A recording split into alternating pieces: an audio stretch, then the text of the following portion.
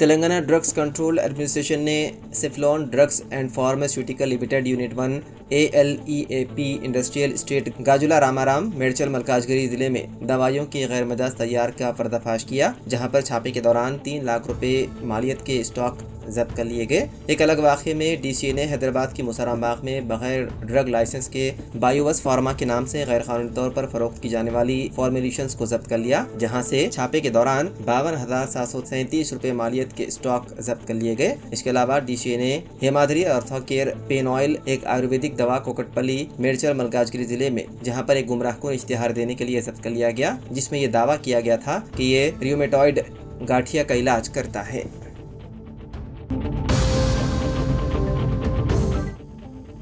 Supreme court collegium ने justice अपराजीत Kumar Singh को Telangana high court का अगला चीफ जस्टिस मुकर्रर करने की सिफारिश की है। जस्टिस अपराजीत कुमार सिंह, जो इस वक्त त्रिपुरा हाई कोर्ट के चीफ जस्टिस हैं, कॉलेजियम के फैसले के बाद उन्हें तेलंगाना मुंतकिल कर दिया जाएगा। इस महीने की 26 तारीख को मुनक्किदा कॉलेजियम की पहली मीटिंग के दौरान ये सिफारिश की गई थी, जहाँ मुख्तलिफ हाई कोर्ट्स में 34 जजों की तकरीरों और तबादलों से मुतालिक फैसलों को हतमी शक्ल दी गई थी। कॉलेजियम, जिसकी क़ियादत chief justice of India BR Gavai ने मजीद कार्रवाई के लिए अपनी सिफारिश मरकज़ी हुकूमत को भेज दी।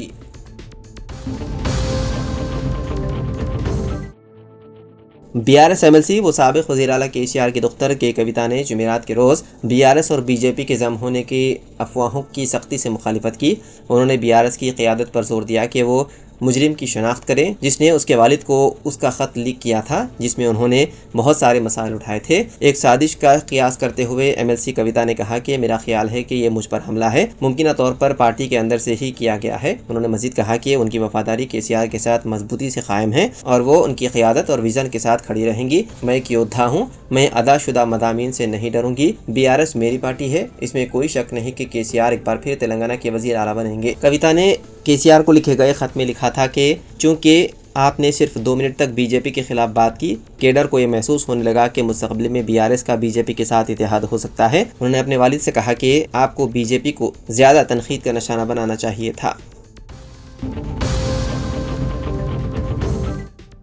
हिंदुस्तानी महकमा मौसमियात हैदराबाद ने जुमेरात को तेलंगाना के मुख्तलिफ अजला में ज़बरदस्त बारिश की पेशक़ियासी की है। महकमे ने रियासत के तमाम अजला में गरज चमक, बिजली गिरने, तूफ़ान वगैरह की पेशन गोई की है। ताहम भोपालपल्ली, मुलुगु और कोत्तागुडम अजला में जुमेरात को बहुत ज़्यादा बारिश होने की तवक्को है। महकमा मौसमियात के माहिरीन के मुताबिक तेलंगाना के तकरीबन तमाम अजला में 1 जून तक गरज चमक के साथ तूफ़ान, बिजली गिरने, आंधी वगैरह का सिलसिला जारी रहेगा। माहिरीन मौसम ने मगरबी और जनूबी तेलंगाना के अजला में ज़बरदस्त बारिश की पेशन गोई की है। उनके मुताबिक हैदराबाद में कहीं कहीं बारिशें होंगी।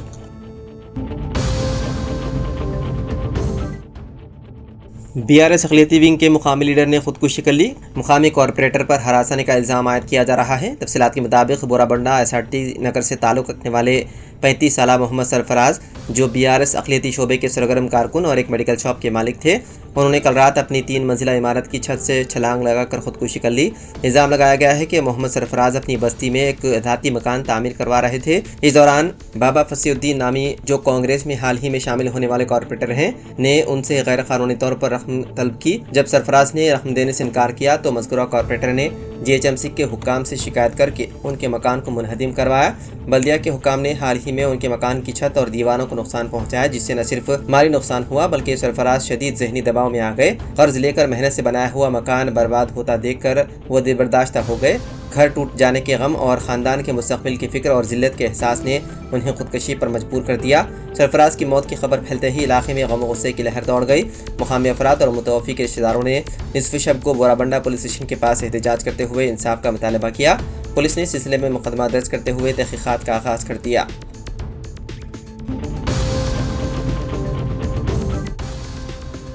पंजाब की सियासत के एक अहम और कदावर रहनुमा व साबिक़ वज़ीर सुखदेव सिंह ढींढसा का चारशंबे के रोज़ 79 वर्ष की उम्र में इंतकाल हो गया।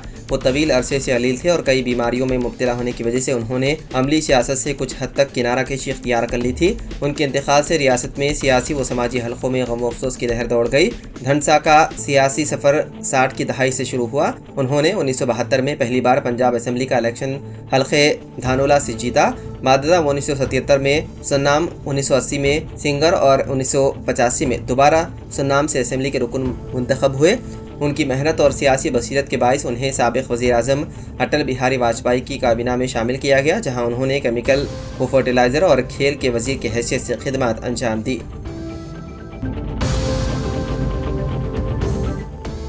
तेलंगाना की सूर्यापेट में नवमौलूद बच्चों की गैरकानूनी खरीद फरोख्त में मुलविस 13 अफराद पर मुश्तमिल एक ग्रुप को पुलिस ने गिरफ्तार कर लिया। पुलिस ने 7 खवातीन और 6 मर्दों को हिरासत में ले लिया। उनके कब्जे से 10 नवमौलूद बच्चों को बरामद कर लिया, जिनमें 7 लड़के और 3 लड़कियां शामिल हैं, जिन्हें चाइल्ड वेलफेयर हुक्काम के हवाले कर दिया गया। तहकीकात में पता चला है कि ये गिरोह अब तक 28 बच्चों को फरोख्त कर चुका है। पुलिस के मुताबिक ये गिरोह राजस्थान, उत्तर प्रदेश और गुजरात से बच्चों को लाकर तेलंगाना में फरोख्त कर रहे थे। एक बच्चे की कीमत 3 लाख से 7 लाख रुपए के दरमियान वसूल की जा रही थी। पुलिस मुख्तलिफ जावियों से तहकीकात में मसरूफ है।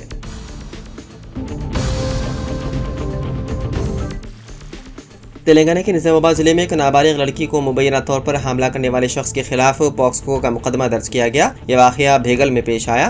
पुलिस ने इस मामले की तहकीकात का आगाज़ कर दिया। तफसीलात के मुताबिक शराब खानों और सड़क पर फेंकी गई शराब की खाली बोतलें, पानी की बोतलें और दीगर स्क्रैप जमा करके और उसे फरोख्त कर रोज़ी कमाने वाली 15 साल लड़की अपनी दादी के पास गई और गांव के एक शख्स से उससे मुलाकात हुई। उस शख्स ने उसके साथ ज़बरदस्ती ज्यादती की, जिसके नतीजे में मुताशर लड़की हामला हो गई। पुलिस ने लड़की की दादी की शिकायत पर इस मामले में पॉक्सो एक्ट के तहत मुकदमा दर्ज करके तहकीकात शुरू कर दी।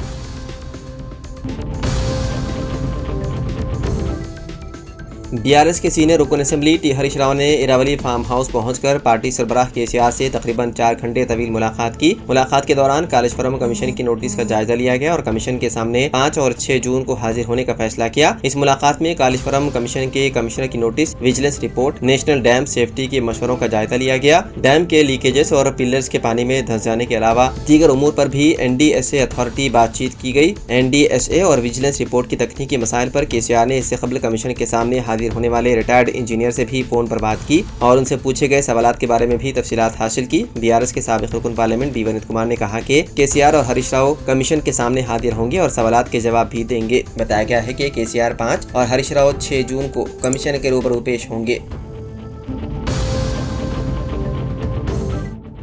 शिल्पा लेआउट के दूसरे फ्लाईओवर का काम तकरीबन मुकम्मल हो चुका है। वज़ीर आला रेवंत रेड्डी 2 जून या जून के पहले हफ्ते में इस फ्लाईओवर का इफ्तिताह अंजाम देंगे। इस फ्लाईओवर से शहर के आवाम को बिलखुसूस आईटी कॉरिडोर से सफर करने वालों को बड़ी सहूलत हासिल होगी। गच्चीबौली जंक्शन पर ट्रैफिक के मसाइल बड़ी हद तक कम हो जाएंगे और सफर के वक्त में भी कमी आएगी। जीएचएमसी के अहदेदार और इंजीनियर उन फ्लाईओवर्स के इफ्तिताह की तैयारियों में मसरूफ हैं। शिल्पा लेआउट ब्रिज से गुजरते हुए रिंग रोड और बायोडाइवर्सिटी ब्रिज पर आइकिया फ्लाईओवर पहले ही आवाम को दस्तयाब हो चुका है, जिस पर से गाड़ियां फ्लाईओवर दस्तयाब होने पर आउटर रिंग रोड से बोटानिकल गार्डन रोड तक सिर्फ 2 मिनट में पहुंच रहे हैं। अब शिल्पा लेआउट और वहां से आउटर रिंग रोड तक सिर्फ 2 मिनट में पहुंच जाएंगे। इस फ्लाईओवर की तामीर की लागत 178 करोड़ रुपए है। 1.2 किलोमीटर तवील और 24 मीटर चौड़ा है। ये फ्लाईओवर 6 ट्रैक्स पर मुश्तमिल है।